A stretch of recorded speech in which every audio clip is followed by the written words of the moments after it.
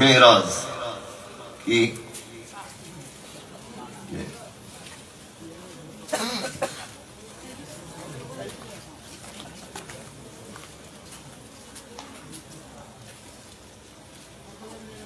আচ্ছা, আমি এগুলো লাস্টের দিকে বলি, লাস্টের দিকে। এখন একটা বক্তব্য চলছে, এগুলো আমি লাস্টে বলছি।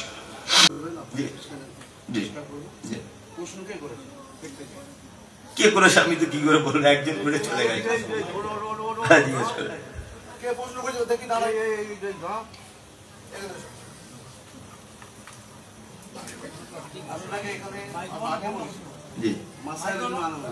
আমি তো মাসালে বলিনি, আমি কোন মাসালা বলেছি এই পর্যন্ত?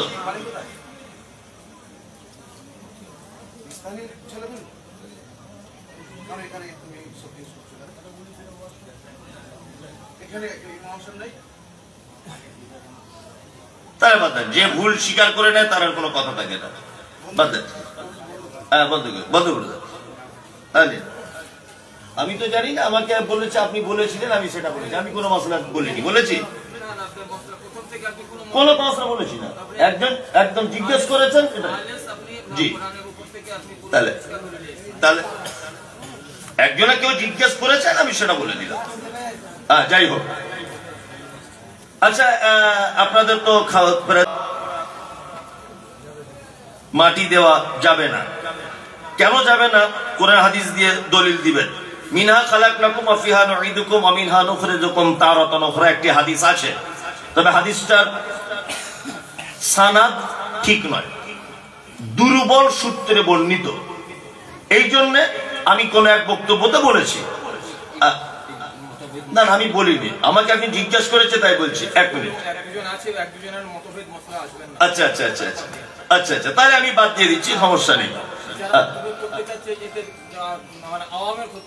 আচ্ছা আচ্ছা, যাই হোক, মতভেদ নয়, আমি যেটা বলেছি ওটা আমি বলে দিচ্ছি আপনাদেরকে, যেটা বলেছি ওটা বলে দিচ্ছি। কেন বলেছিলাম সেটা হচ্ছে, হাদিসটা আছে, মিনহা খালাকনাকুম ওয়া ফিহা নুঈদুকুম ওয়া মিনহা নুখরিজুকুম তারাতান উখরা, হাদিসটা আছে।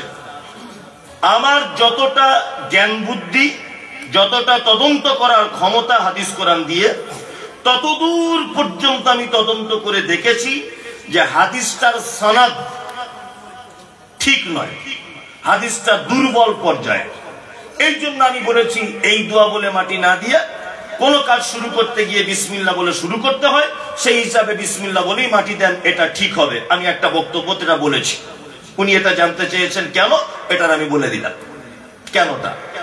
আমি কোন রকমের মতভেদ করতে চাইছি না, আর এখনো পর্যন্ত যত বক্তব্য দিয়েছি একটা মাসাইল আমি বলিনি, বলেছি একটা বলেছি। আমি যে বক্তব্য সোশ্যাল মিডিয়াতে রাখি ও বক্তব্য রেখেছি না, আমি আপনাকে নর্মাল ভাবে কোরআন হাদিস দিয়ে বলে গিয়ে চলে গেলাম। কারণ আমিও পরিস্থিতি বুঝতে পারি যে কোন জায়গার মানুষ সহ্য করতে পারবে আর কোন জায়গার মানুষ সহ্য করতে পারবে না। সহ্য করারও একটা ক্ষমতা বোধ থাকতে হয়, সঠিক কথা সহ্য করারও একটা কি ক্ষমতা থাকতে হবে। আর ইমানদার তো তারাই, কারা ইমানদার? যাদের কাছে সঠিক চলে এলে বেঠিকটাকে ত্যাগ করে দিবে, তাই না? আপনাদের তাবারুকে। এরপরের প্রশ্ন হলো, কবরে মাটি দিতে কি দোয়া পড়তে হবে? কবরে মাটি দেওয়ার সময় বিসমিল্লাহি ওয়া আলা মিল্লাতি রাসূলিল্লাহ অথবা বিসমিল্লাহি ওয়া আলা সুন্নাতি রাসূলিল্লাহ, দুটো riwayat আছে তিরমিজিতে, দুইটা যে কোনোটা পড়তে পারেন। আর মিনহা খালাকনাকুম ওয়া ফিহা নুঈদুকুম ওয়া মিনহা নুখরিজুকুম তারাতান উখরা, এরকম একটা দোয়ার কথা আমরা জানি, বিভিন্ন হাদিসের কিতাবে আছে, কিন্তু সেটা বিশুদ্ধ নয়, সহিহ সনদে বর্ণিত হয় নাই। সহিহ সনদে বর্ণিত হয়েছে বিসমিল্লাহি ওয়া আলা সুন্নাতি রাসূলিল্লাহ বা মিল্লাতি রাসূলিল্লাহ।